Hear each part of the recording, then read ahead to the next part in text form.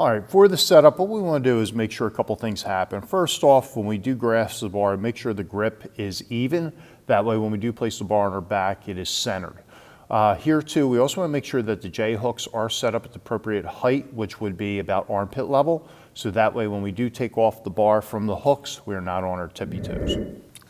And here we see the top side view of the setup. So again, making sure that the bar is centered across the back.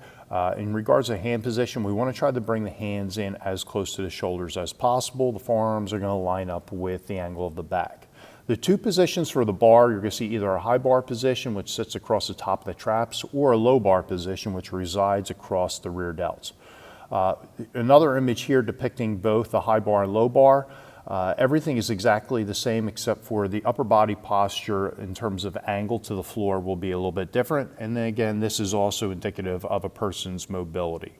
Regardless of which bar position you use, we want to make sure that you start to brace by pulling the bar down, contracting the lats and contracting the traps to create a nice shelf for the bar to sit. Now that we're pulling down on the bar and we've created that shelf with either the traps in the high bar position or the rear delts in the low bar position, now what we're going to do is unhook the bar by standing straight up and taking a couple small steps back out, getting the feet outside of shoulder width. From here, we want to make sure that the weight is distributed across the midsole of the foot, not the toes or the heels. We're going to start to externally rotate by driving those knees out or screwing them out. And then very important to brace the lower midsection. We want to start to pull the rib cage down. Think if somebody was about to punch you in the stomach. All right, and from this point here, we're starting to create all the necessary stability to start to be able to descend down into that eccentric portion of the back squat.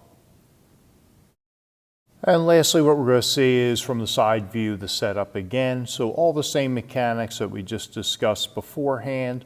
All right, checking the grip, make sure it's equal side to side. Starting to get mentally focused. We're going to duck under the bar, get that bar placed, whether it's at the high bar or low bar positioning. We're going to start to pull down, contracting the lats and the traps, creating that necessary shelf. All right, and then unhooking the bar and stepping out a couple steps.